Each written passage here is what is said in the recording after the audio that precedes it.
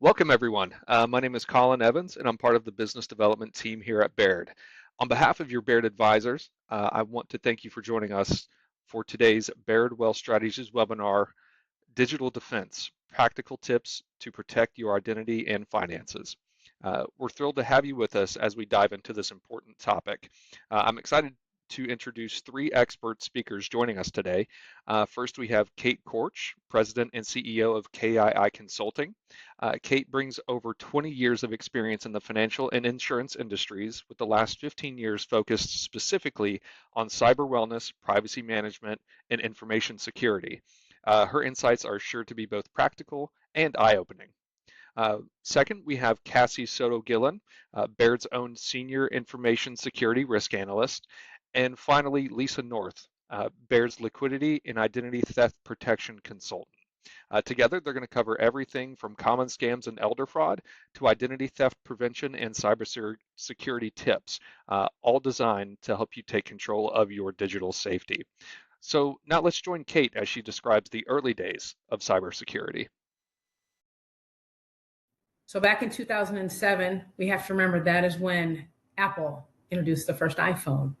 A couple other statistics, if any of us ever used You've Got Mail, instant messaging from AOL, that was created, the original one, and platform number one was created in 1997. From the technical aspect between 1997 to 2007, when the first iPhone came about, we also had Facebook. Facebook started in 2004. Twitter, if we have any Twitter users or users of Twitter in the past. And then Instagram in 2010. So as we see things, we see them a little bit differently today. And I want everybody to know that the flip phone had a comeback a couple of years ago. And so our one innovative has progressed to many other versions and series of Samsung and iPhones and so on and so forth. So back in 2007, things were very different. Next slide. And as we transition to where we are today, we see things very differently.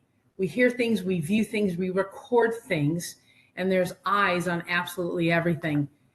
A couple years ago, Ray-Ban came out with sunglasses that you can use as video, camera, you can talk, and you can also hear music. So it's an extension of our iPhone as we are completely digitally connected in 2005. The question is what will happen well into the future. So as we move to the next slide, I want to talk a little bit about the statistics that are increasing for the bad actors all of the time. We truly have a digital footprint. 2004 was the best year for the cyber criminals. We'll say it was the worst year for cyber crime. The methods, the types, the ways of exposing ourselves are continuing to grow. A challenge is 73% of all of us reuse our password for both work and personal. I know at Baird they don't do that. However, this is a general census of 320 million people in the US. Next slide, please. Some other statistics that haunt us, if we can go back one more, would be that 80% of identity theft is not protected by a credit freeze. We have three credit bureaus, main credit bureaus in the United States, TransUnion, Equifax, and Experian. If you have not done so yet, I recommend that you put a freeze on each credit bureau. You do that individually. You can ask your FA and financial advisor for help with that, or Lisa North, as she'll be speaking here shortly. The other challenge is the keys to our kingdom really are held in our phone. And on average, we look at our phone about 344 times a day. I challenge everybody to count sometime on how many times they look at their phone. And then to top that off, the bad actors have named us as humans as the greatest error. Today, sharing data is truly a fact of life. When I think about pre-COVID, we're grateful, we're fortunate because then in COVID, we started to engage differently as we're all connected today with hundreds and hundreds of Baird clients today gathering. Truly sharing data is a fact of life. We're able to do it through webinar instead of getting in our car and going to one location. We share data at work. We build relationships through FaceTime. We engage differently. Our smartphone, as I mentioned, it holds keys to our kingdom. Think about buying and purchasing things through our phone, checking our financials, checking our email. So as our digital footprint grows, so do our risks. I want to talk a little bit about my digital footprint this morning. Every day, what is on for me and my household every single day, 24/7, Alexa is on. Alexa tells me things, and sometimes we'll say, Kate, I have an update. I have a notification for you. My iPhone 24/7 is on. My home alarm is on, my light sensors, my thermostat. If anyone here uses Find Me or iSharing, it's a way to share your location with family, loved ones, and whomever you would like to share your location with. In my family, we use it for security purposes. So all of my smartphone apps, regardless if it's an iPhone or Android, they're on 24/7. So this morning I was up early. I'm an early riser, and my alarm woke me up.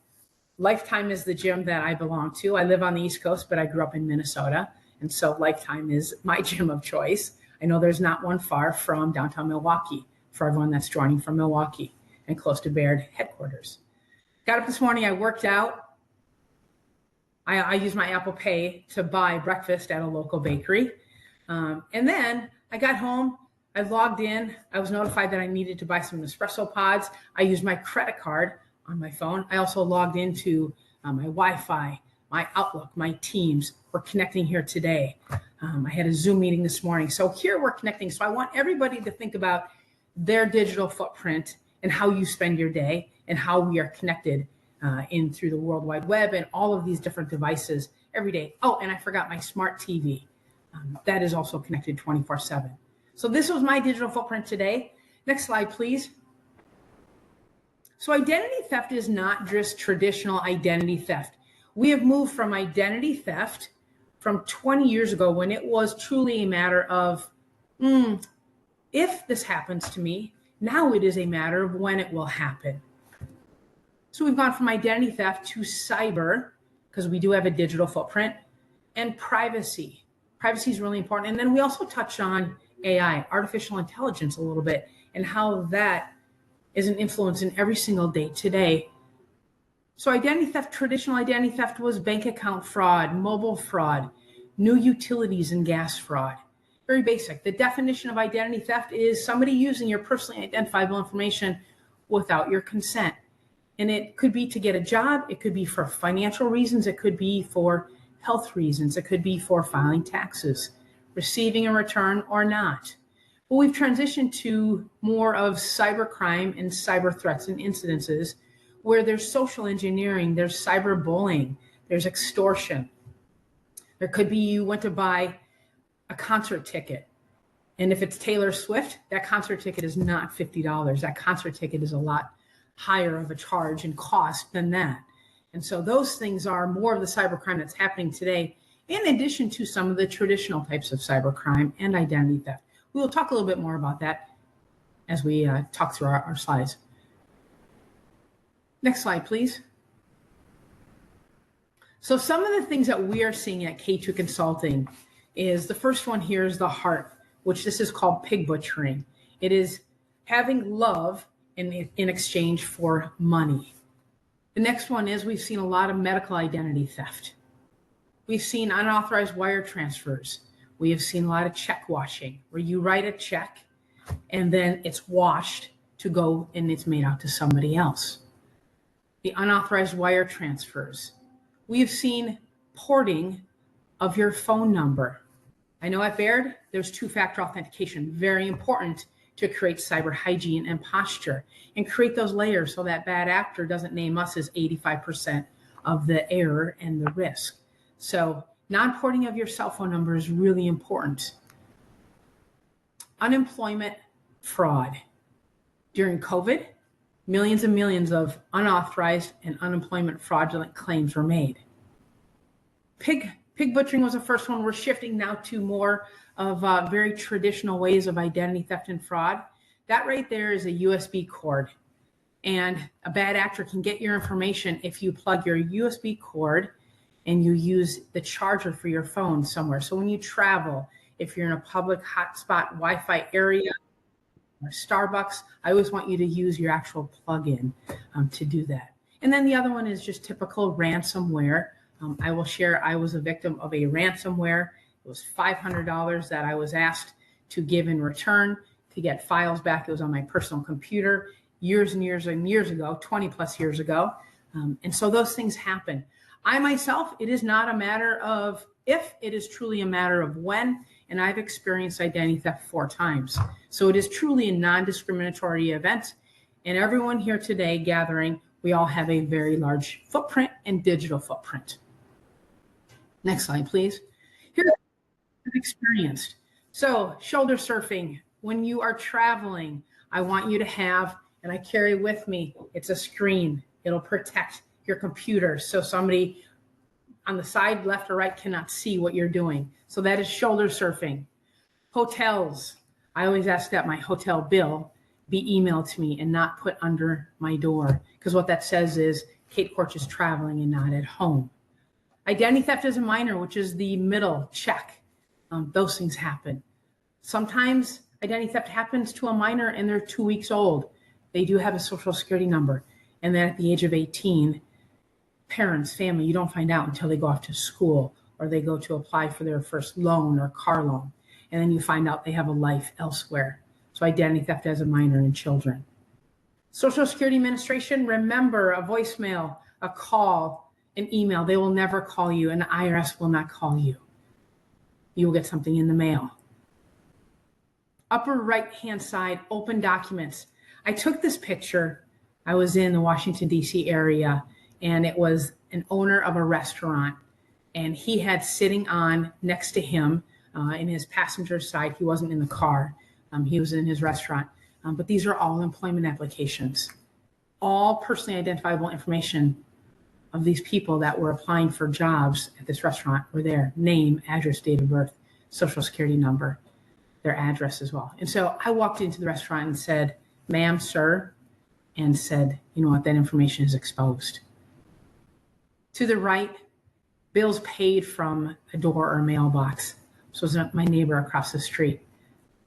Please always make sure that you take, if you are writing a check or you're paying via credit card and that is going through the mail, I would like for you to take your bill, an envelope, and not only take it to the post office, but if you would take it inside and put it through the slit there for the mail locally or internationally. So that's important.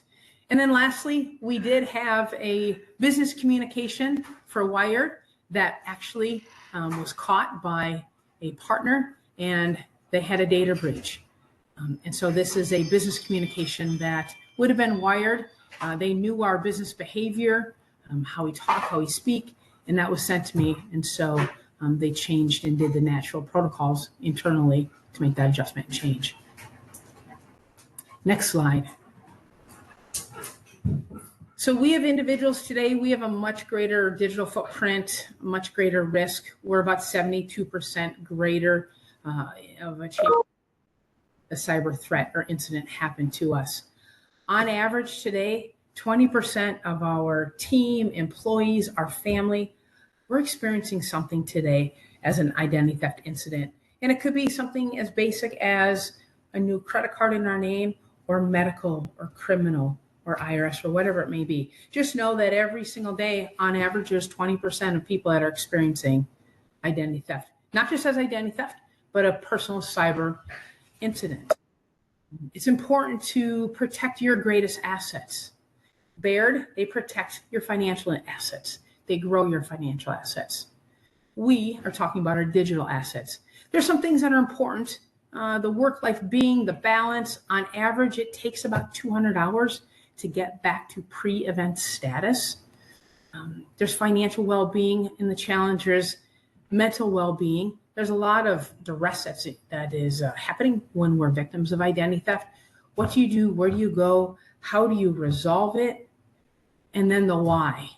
There's the physical well-being.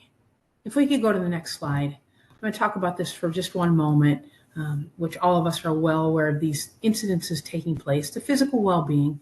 We never want a cyber threat or a cyber incident to turn physical. And it did here in 2 incidences and situations. So the most recent was the gentleman in the upper right-hand corner. This was out of Minnesota, where 4 individuals, 2 out of the 4, lost their lives.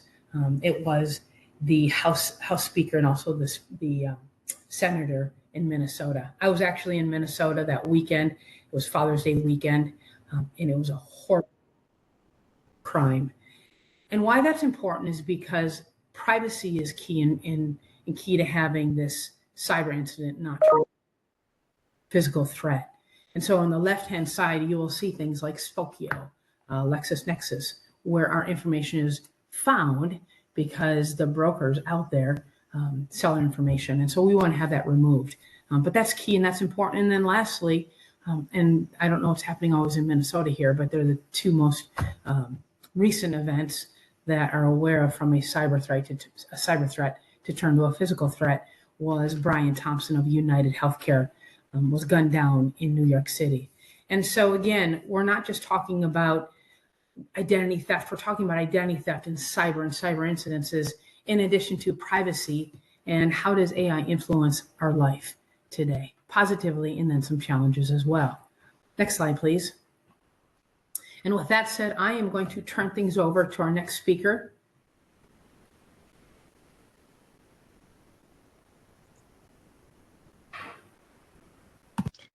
Hi, Kate. Thank you. I did see a question that did pop up, and I wanted to ask this to you.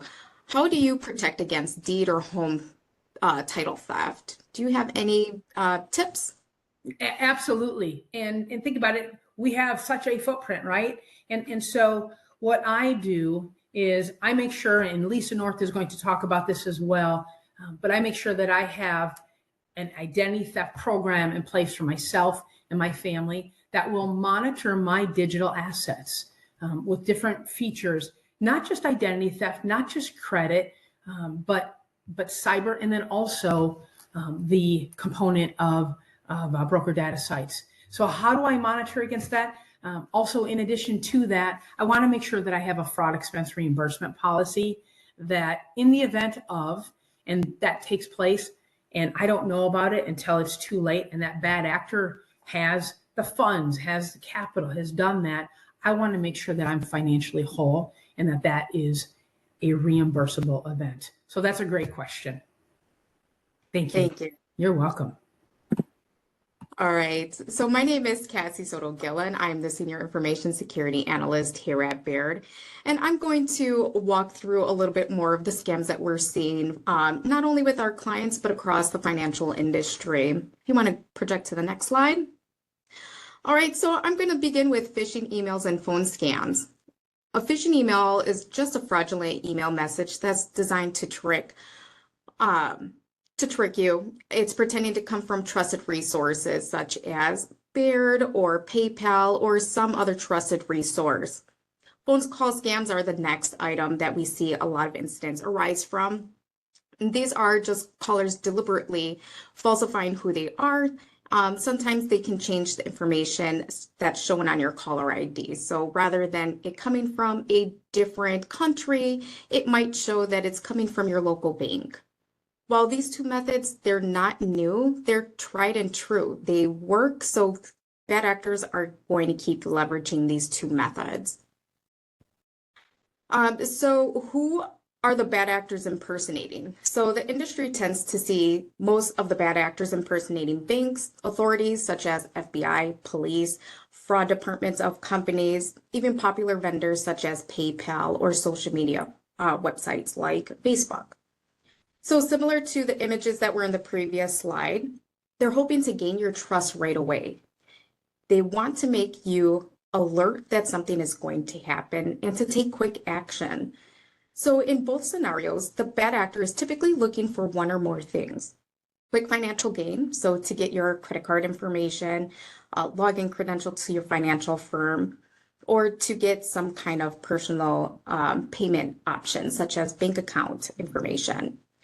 They're also looking to gain personal information such as your full name, date of birth, social security numbers. Let's get those login credentials for different platforms. So that way they can try either further gaining some kind of financial leverage from your information or to impersonate you in future scams. And the last item is trade secrets. You might be the person who has the key ingredients to making that special sauce at McDonald's for the Big Mac. They want to try to get their hands on it so they can make money. So they're trying to get those trade secrets out of you, whether they're impersonating a boss or someone within the company or somebody that works closely with you. So to avoid some of these scams, we'll begin with spoofed phone calls. Don't trust the caller ID alone. If it was a call you were not anticipating, you can collect that information, then hang up and call that person on a trusted resource that you can find on an online company website. That way you can validate the call was legitimate, and then you can then give that personal information if it's required. And if not, you just missed a scam. And then the next item, let unknown calls just roll over to voicemail. Can you go back there? I think many of us are used to receiving several different calls from unknown numbers every week, if not daily. It's okay to let these calls go ahead and roll over to your voicemail. If it's important and if it's legitimate, they'll most likely leave you a voicemail, which then you can validate using the same as above, looking at the company website to call that known contact number. Another tip is if you're feeling any sense of pressure to take action right away, that's a big red flag to go ahead and hang up and call that vendor on a known number. Keep in mind that authorities or people calling on behalf of fraud, you should be able to contact them on a known number. If they try pressuring you to stay on the call, that they are the FBI or a local authority, take a beat and hang up and call from a known contact number.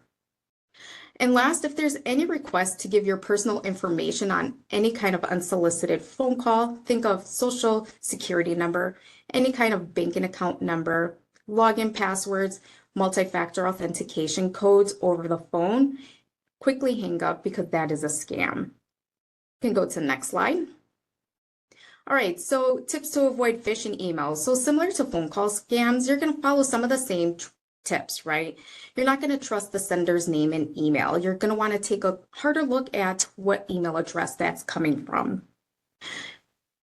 Take a beat before clicking on any kind of links or downloading any attachments. If you're receiving an email, even if you know the sender, if you weren't anticipating that, take a beat, think about it. If it's something that you were not anticipating, call on a valid phone number if you do know the person, or go to the company website, find the number, and validate that that link or attachment is legitimate to download. And then watch for any threatening languages. Your emotions may want you to act fast. So if they're indicating that a charge is going to be placed on your bank account or your credit card, take a pause and call that vendor from a known contact number. Do not call from what number is in that email address. You can go to the next slide. All right, so another big scam that we see a lot of people fall victim to in the industry is pop-up scams. So pop-up scams are something that we're seeing people find online when they're navigating to different websites. So if they're navigating to a financial platform or even just shopping, a pop-up will alert on their screen. It could be the entire screen, it could be a small pop-up indicating that something's wrong with their account or they have viruses or malware installed and they need to act quickly.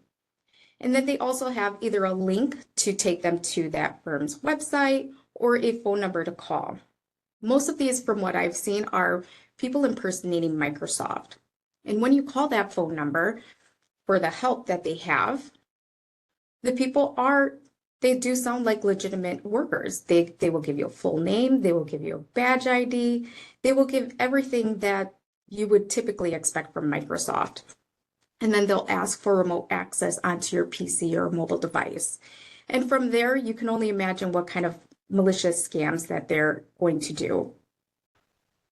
So be mindful of these pop-up scans. So if you can go to the next slide. So recognizing some of the alerts and messages, take a look at what the grammar is. What does the link look like? Is the number that they provided a legitimate Microsoft number or whatever vendor they're trying to impersonate? If you do feel that something is wrong with your PC, definitely close that tab, and then you can always take it in to be inspected by a reputable firm. So if you can go to the next slide. So the first tip is to avoid suspicious links.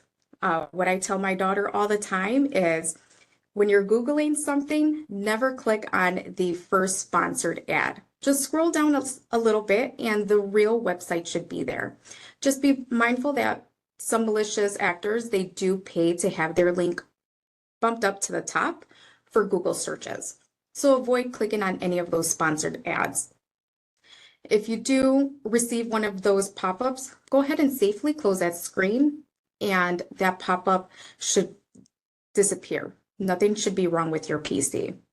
And again, if you need to seek professional help, if you think something was installed, if you accidentally clicked on that pop-up, definitely it's better to be safe than sorry. You can take it into a reputable firm like Best Buy Geek Squad to have your PC scanned to make sure that no malware was installed. You can go to the next slide. All right, cryptocurrency scams. This is another large area of scams we are seeing. Some ways cryptocurrency scams are unfolding successfully are bad actors are using social engineering to gain your trust. What this means is they're impersonating someone who could be trusted. They befriend you in ways that are completely unrelated to cryptocurrency. They won't even mention cryptocurrency, and they could talk to you for a few days or a few weeks, and then they'll start casually talking about investments they're making and what cryptocurrency site they're leveraging. They might point you to the website and tell you to take a look at it, and that helps gain that trust. And with your own observations and the trust that was built with your new friend, they lure you in to start making small investments.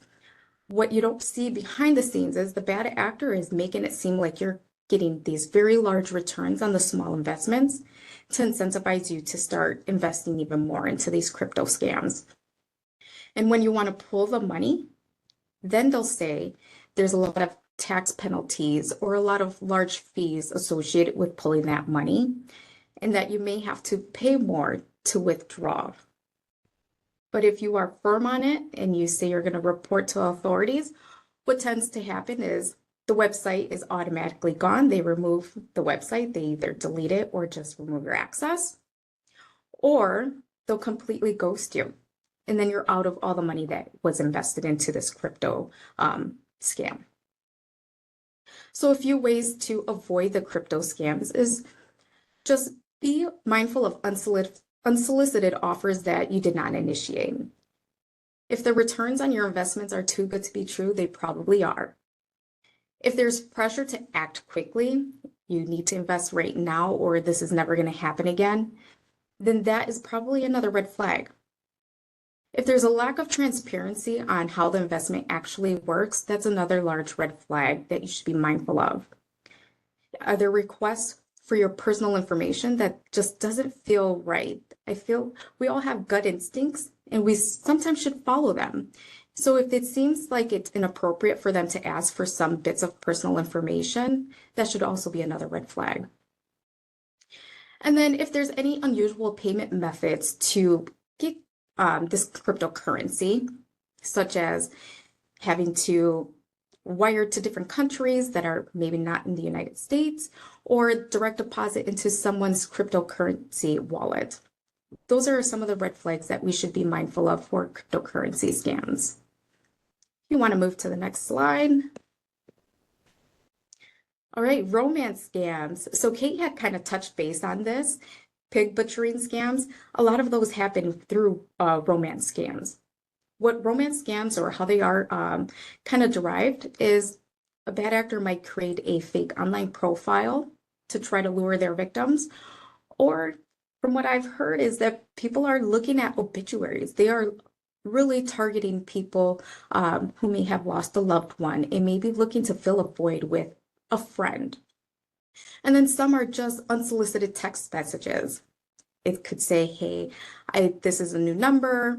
I don't have your contact saved. Can you tell me who this is?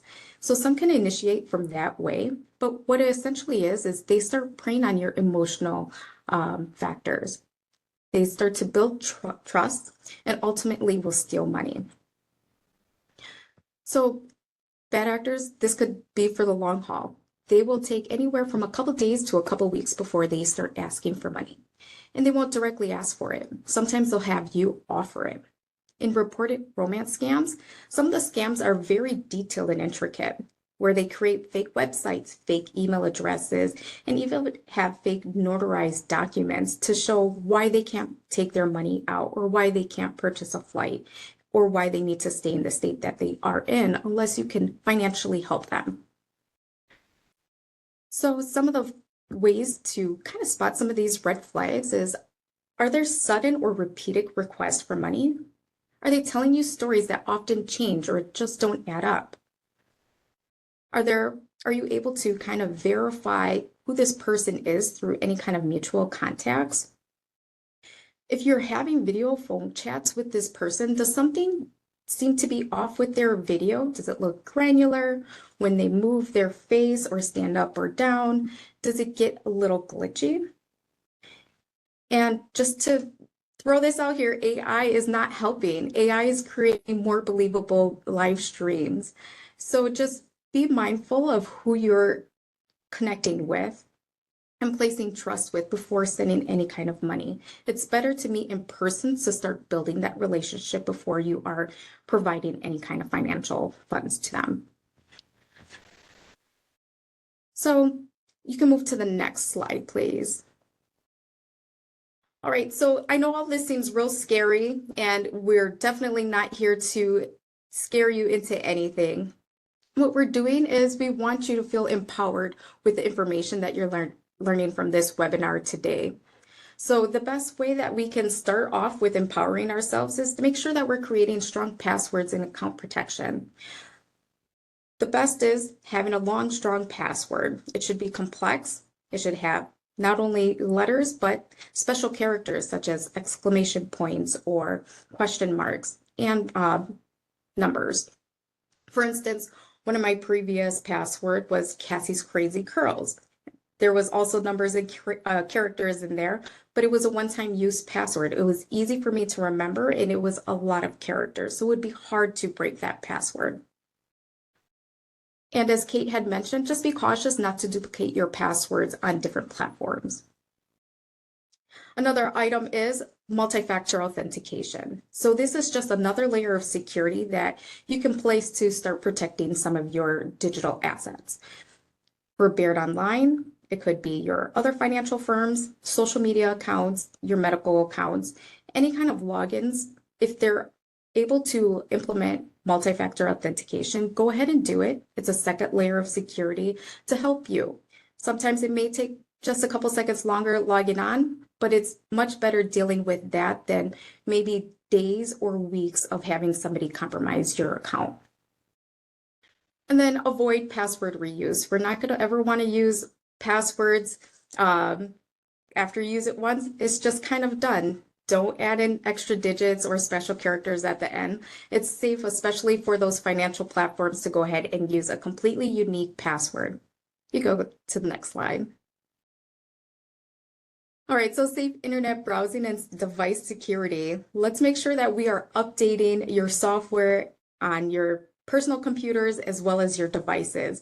Those mobile apps should be updated. If possible, have them auto update, as well as the software. If you can set the timers to auto update, that way you can have peace of mind that you are on the most current secure software.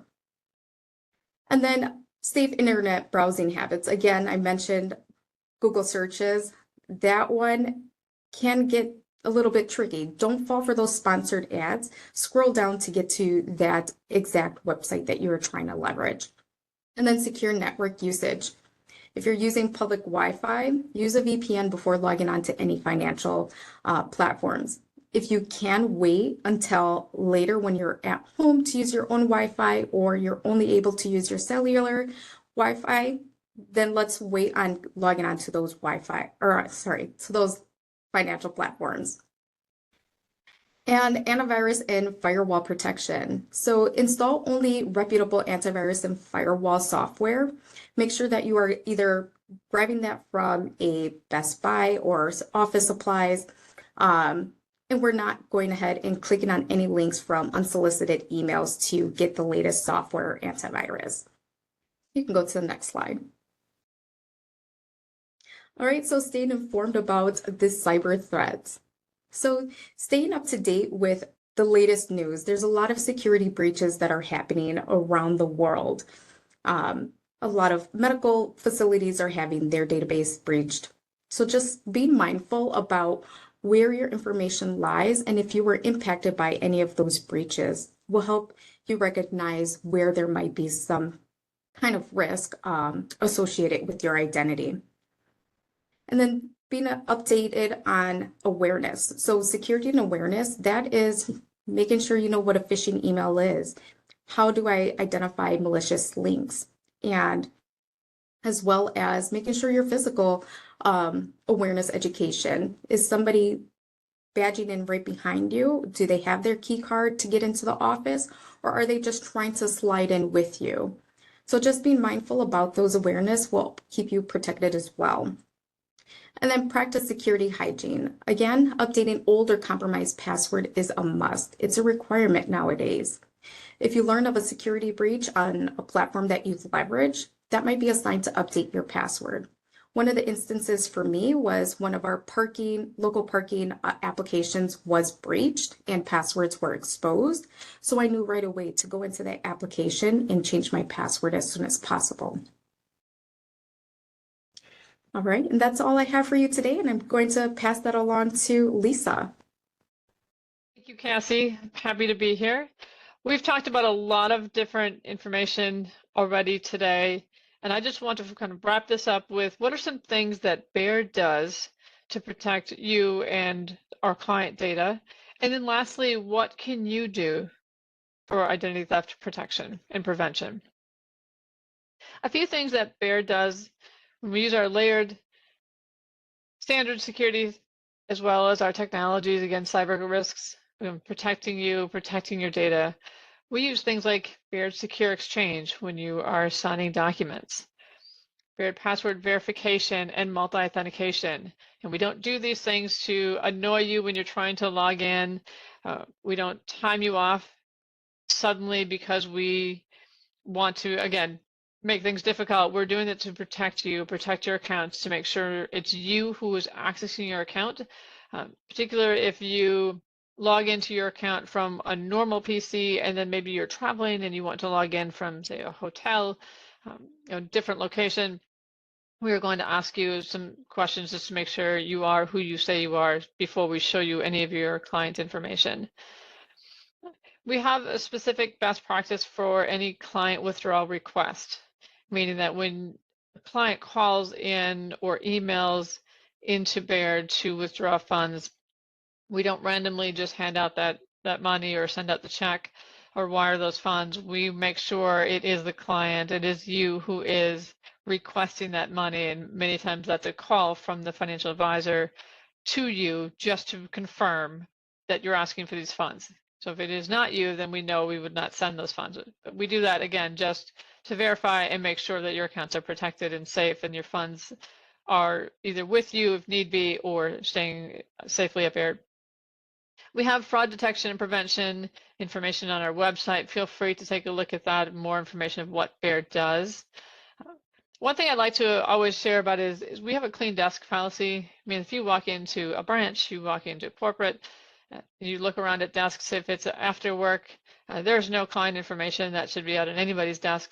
We do that intentionally. We know we have people who come in maybe after hours for meetings or cleaning or what have you. We want to make sure all information is completely secure as we are, if we're not working on any client specific scenarios. Another thing that Baird does is we offer an identity theft protection program for all clients. All clients are eligible depending on if they're questioned, they'd like to contact their financial advisor. The company's called ID Watchdog. There's a minimal cost to it, but it is something that Baird does offer for all clients. Again, reach out to your financial advisor for more information.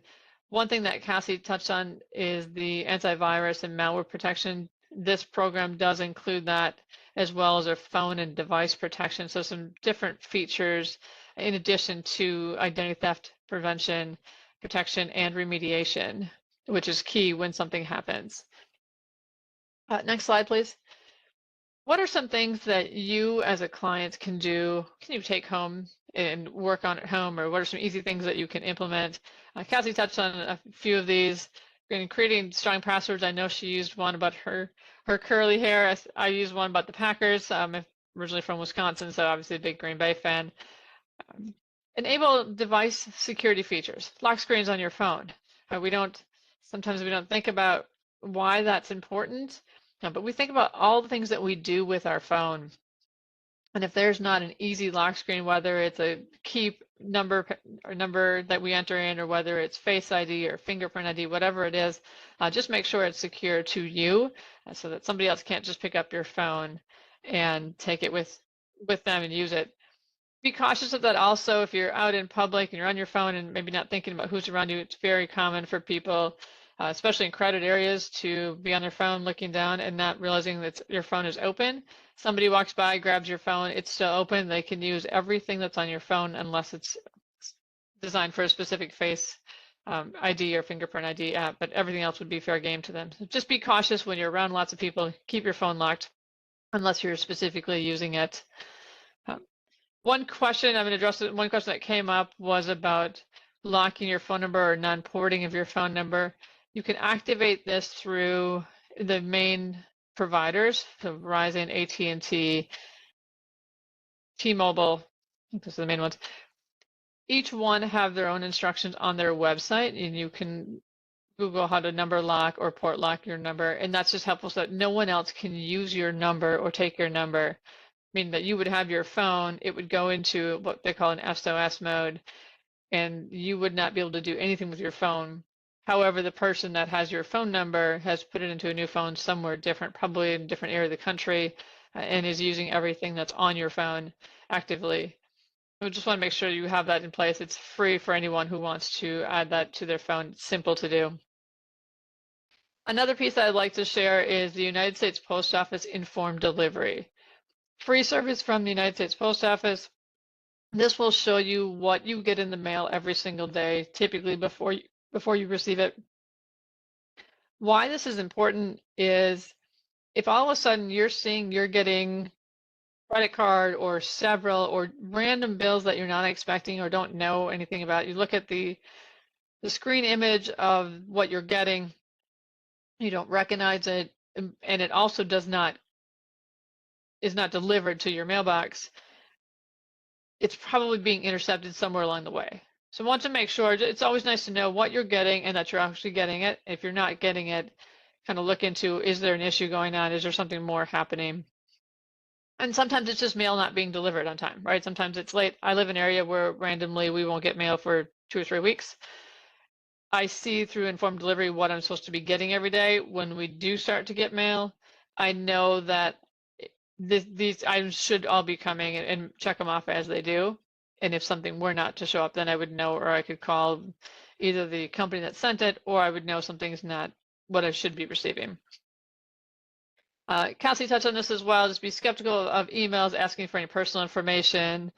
Social media, limit or remove any private information from social media, right? Phone numbers, full date of birth, full names, those kind of things that are easily found on most social media.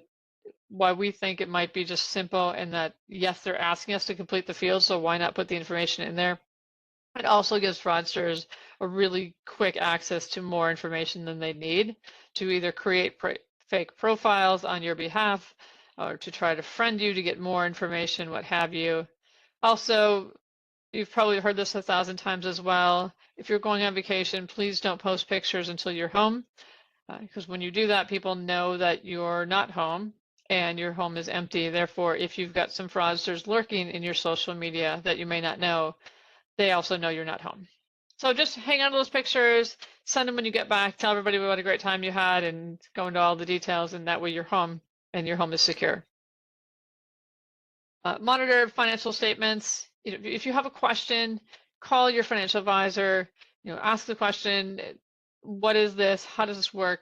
Anything about that. We want to make sure that what's on your financial statement should be on your financial statement. If there's questions, again, make sure to address those right away. Hand in hand with that, shred any documents that contain any personal information.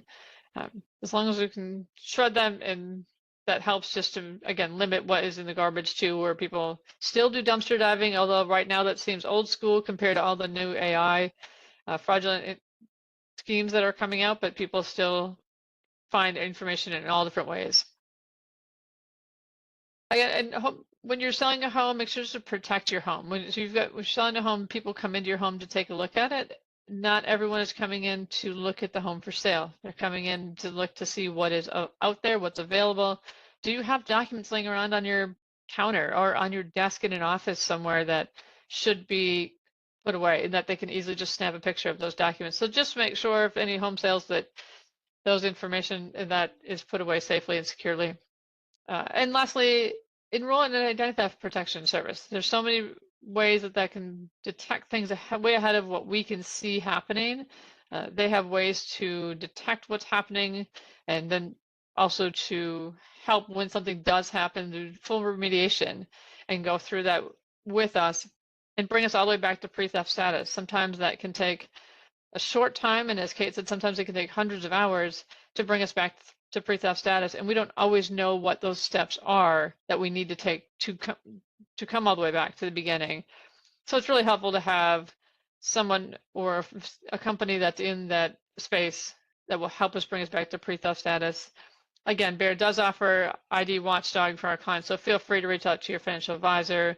There's other out there as well, so if we can help in any way, please let us know. And with that, I'm going to turn it back over to Colin, and we are happy to address any questions that have come in. Alrighty, thank you, Lisa. I don't know how you guessed my online banking password on the previous slide, but I really need to change that after this call. So Lisa, Kate, Cassie, thank you for sharing your insights with us today. We've seen some fantastic engagement from our audience. As a quick reminder, if you do have a question you'd like to ask, please use the Q&A icon at the bottom right of your screen when submitting your question, and address it to all panelists to make sure that it's properly routed. But I did want to ask the first question over to Kate. We have a client who's asking how to remember all your passwords. Do you keep it in a paper list? Use the password or authenticator app on your phone? Norton Vault? How do you handle remembering all those complicated passwords? So you can do a couple things. You can have a password management tool to help manage your passwords, or you can create a passphrase. I personally like a passphrase, like Casey does. And it can be something as simple as Green Bay Packers, 1, 2, 3, 4, and then maybe what the merchant is and a year. You want that password to be unique, 15 plus or more characters in length, and again, not to be used anywhere else.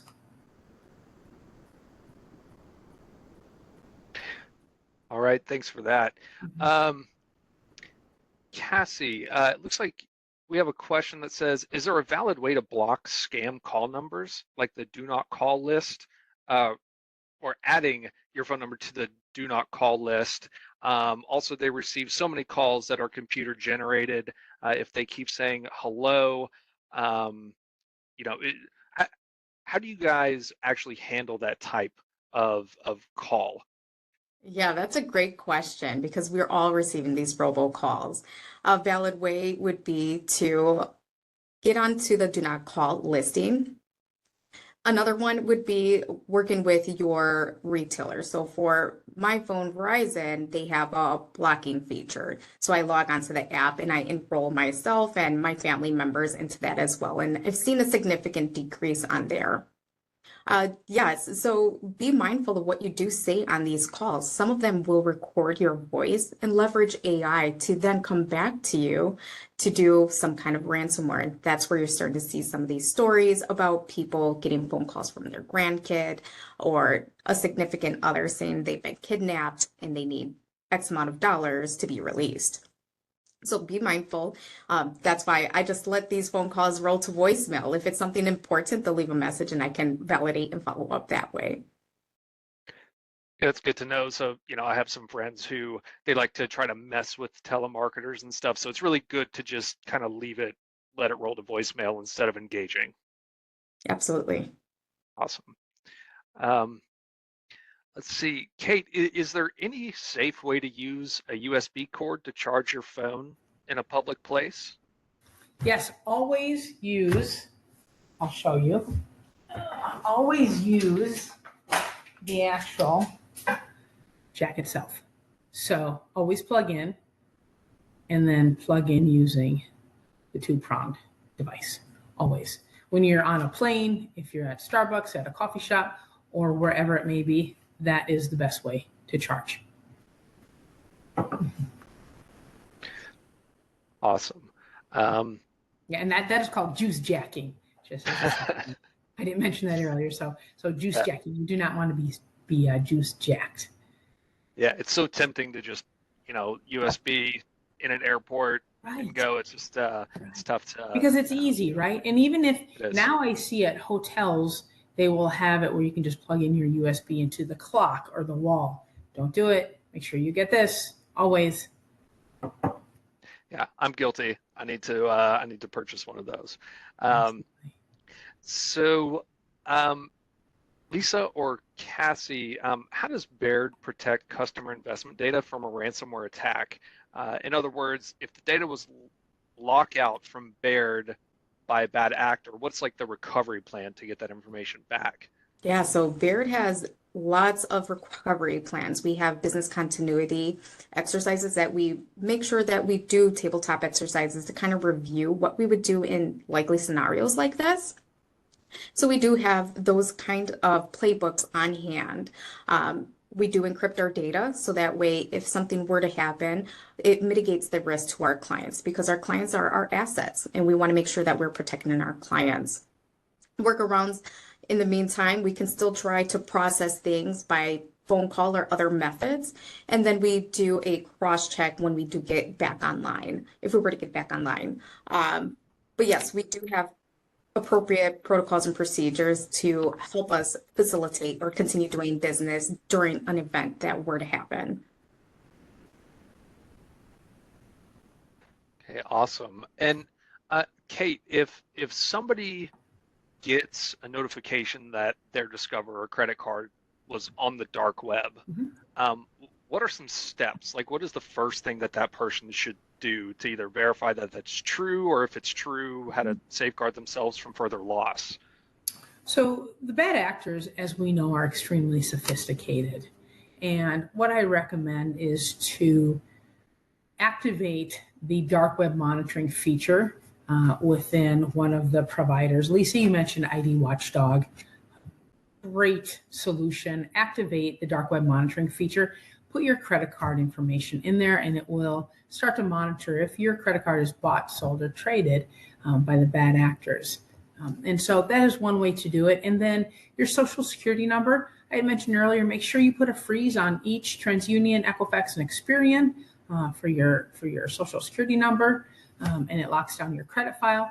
In addition, you can enroll in the Social Security Administration.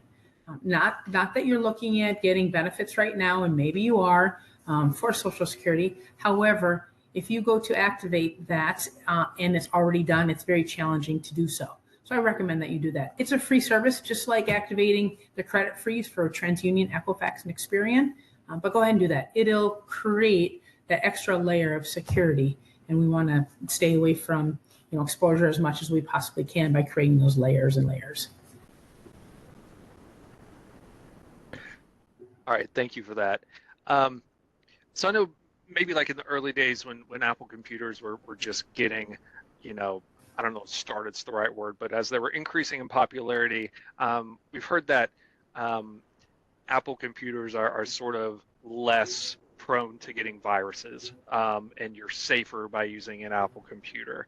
Um, I guess, is that true? And if that's not true, what type of antivirus software is there available for those types of computers?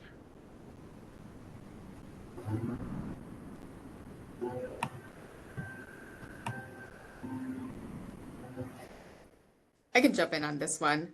I would say definitely work with any device is going to be susceptible to any kind of malware, right? No one is safe.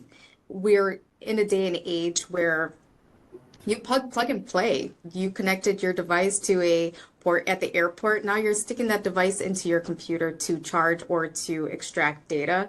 And if you did get malware during that juice jacking, now your PC is going to be compromised. So today's day, everyone's vulnerable. You can definitely go to Apple or you can go to a Best Buy or whatever local PC company is in your area to see what kind of antivirus or firewall protection that they would advise for you.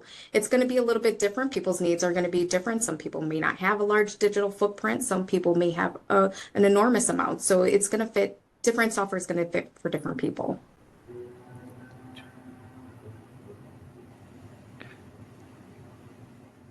All right, thank you. We have another question here. So can cyber thieves scan your credit cards when you're in public? Do you want to take that one, Kate?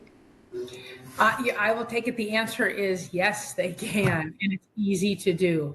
So much that I keep my external hard drive locked in a safe with, I don't know, many, many, many layers so those bad actors cannot get into it, even in my own home. So, yes, absolutely, that can be done.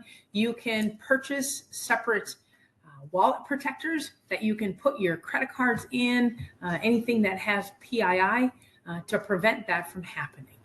So yes, those bad actors, they are sophisticated and they can do that. Yes.